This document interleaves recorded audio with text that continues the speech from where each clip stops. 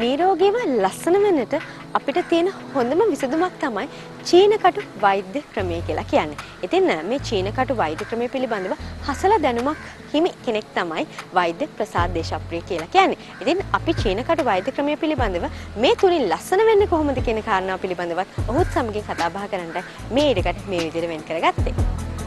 කැක්කුම් වේදනාව ගැන තමයි අද විශේෂයෙන්ම මේ කටු චිකිත්සාව තුළ නැත්නම් මේ චීන කටු වෛද්‍ය ක්‍රමය තුළින් අකුවා පංච වෛද්‍ය ක්‍රමය තුළින් අද අපි කතා කරන්න බලාපොරොත්තු වෙන්නේ.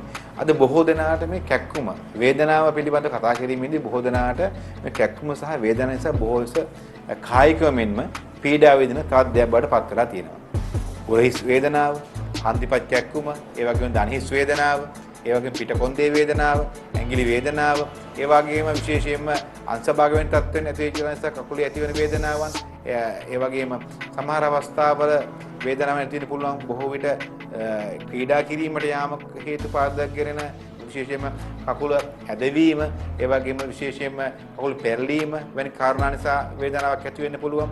ඒ වගේම බස් වල ගමන් කිරීම, ඒ වගේම ට්‍රේන් වල කෝච්චි ආදී ගමන් කිරීම හේතු පාදක කරන බොහෝ අවස්ථාවල සමහර අත උලුක්කු වීම, අත ඇදීම් වෙන තත්ත්වෙන් ඇති වෙන්න පුළුවන්. ඒ වගේම විවිධ අවස්ථාවලදී අපි ඉදිරියදා ඇතිවන ආබාධ සෝකර ගැනීමේ කටු චිකිත්සාව මහත්සේ අත්‍යවශ්‍යලක් වෙනවා. මීට වසර 3000කට පමණ වූ දිගුවන් ඉතිහාසයක් ඇති මේ කටු චිකිත්සාව තුළ තමයි අකුවා පංච වෛද්‍ය ක්‍රමයේ තුළ බොහෝ සෙයින් තම රෝගාබාධ සෝකරගත් බව චීන වෛද්‍ය ඉතිහාසය පිළිබඳ අපිට නිරීක්ෂණය කිරීමේදී ගම්‍ය වෙන කාරණාවක් තමයි මේ කටු චිකිත්සාව කොතරම් වූ රෝගාබාධ රාශියක් සුව කළාද කියන වගේ. කහාදි රාජ්‍යයේ නැත්නම් විශේෂයෙන්ම හුවාන්ඩි නේජිසුවේ නැත්නම් මේ කහාදි රාජ්‍යයේ වෛද්‍ය ප්‍රකරණ කියන වෛද්‍ය ග්‍රන්ථයේ මනාවට සඳහන් කරලා තියෙන පත සහ වාහනේ පිළිබඳව. විශේෂයෙන්ම බ්‍රිතාන්‍ය කෞතුකාගාරයේ තැන්පත් කරලා තියෙන ග්‍රන්ථවල පරිශීලනයේදී ඇතම් වෛද්‍ය ග්‍රන්ථ පත සහ වාහිනී වෙනත් කිසිදු වෛද්‍ය ක්‍රමයකට ගැලපෙන්නේ නැහැ. නමුත් ඒවා මේ කටු චිකිත්සාව නැත්නම් නිල වේදකම නිල කටු චිකිත්සාවේ චීන කටු වෛද්‍ය ක්‍රමයේ අදාළ වූ පත සහ වාහිනී පිළිබඳව අපිට ඒ පොත් අධ්‍යයනය කිරීමේදී හෙළි වී තියෙනවා. ඒ වගේම රණින් කළ කටු වර්ග, ඒ වගේම මල නොබදිනවාන වූ නිර්මිත වූ කටු වර්ග වල ඈත අතීතයේ චීන ජාතිකයන් භාවිතා කළ බව පැරණි චීන වෛද්‍ය ග්‍රන්ථවල මෙන්ම පැරණි චීන සොහන් කොත්වල තිබිලා සොයාගෙන තියෙනවා. ඉතින් අපේ ගම්මෙන් කාරණා තමයි මේ කටු චිකිත්සාව කොතරම් වූ දිගුවන් ඉතිහාසයට දෙයනවාද කියන වග. ඒ වගේම දැන් අපි හන්දිපත් වේදනාව නැත්නම් දණහිස් වේදනාව, ඇඟිලි පුරුක් ඇදවීම සහ තුනටිය කැක්කුම ගැන කතා කිරීමේදී අද මේ කටු චිකිත්සාවේදී විශේෂයෙන්ම පැයක් වැනි කාලයක් අපි මේ ප්‍රතිකාර කරන්න ඕනේ. දැන් මේ ආකාරයට අපි ප්‍රතිකාර කිරීමේදී කටු චිකිත්සාවේදී කිසිදු වේදනාවක් රෝගයට ඇති වෙන්නේ නැහැ. අපි මෙහිදී විශේෂයෙන් ප්‍රතිකාර කරන්නේ මේ අවස්ථාවේදී මේ ඇඟිලි ඇදවීම නැත්නම් ඇඟිලි පුරුක් ඇදවීම. ඇඟිලි පුරුක් ඇදවීම නිසා බොහෝ දෙනා සමහර අවස්ථාවල අකුරු හරියට ලියා ගන්න බෑ, වේදනාවක් ඇති වෙනවා, එදිනෙදා වැඩ කටයුතු කරගන්න අපහසුතාවයක් ඇති වෙනවා. මෙන්න මේ ඇඟිලි පුරුක් ඇදවීමට කටු චිකිත්සාවේ මනාව ලෙස ප්‍රතිකාර තිබෙනවා. ඒ වගේම හිස රදය, අධික හිස රදයට ඉතාම සාර්ථක ප්‍රතිකාර තිබෙනවා. ඒක වේදනාව සහ කැක්කුම් ගැන කතා කරද්දී තවත් විශේෂ දෙයක් තමයි මේ තුනටියේ වේදනාව. ඒ වගේම උරහිසේ වේදනාව.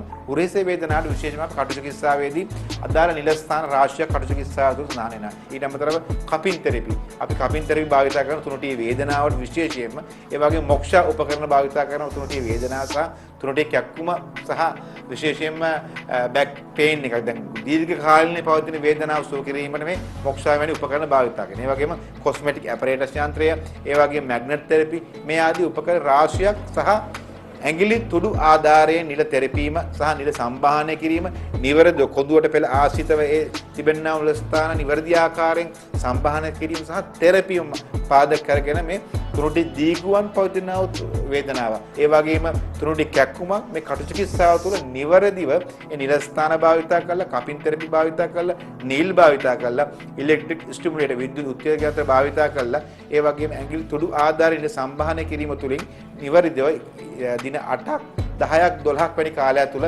ඉතාම කෙටි කලකින් තුනටිය කැක්කුම තුනටිය වේදනාව සුව කිරීමේ හැකියාවක් තිබෙනවා. ඒ වගේ දණහිස් කැක්කුම ආතරයිටිස් තත්ත්වයේදී දණහිස් සංදි ඉදිමීම, දණහිස් වේදනාව, ඇවිදින්න අමාරු ඇඩි දෙකක් තුනක් එහිදී විශේෂයෙන්ම කකුල දැඩි වේදනාවක් ඇති වෙනවා.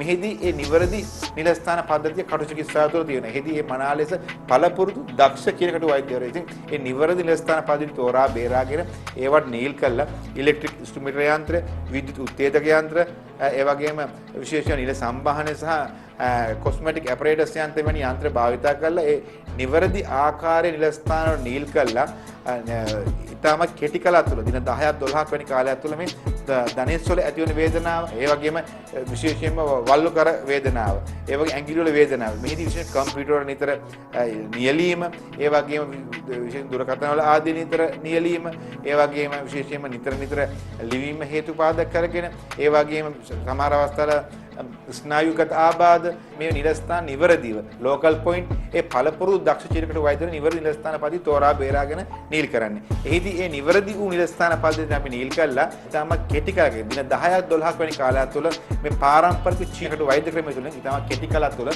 සුව කරගෙන ඔබට නිරෝගී සුවබර දිවියක් ලබා ගැනීම හැකියාවක් තිබෙනවා.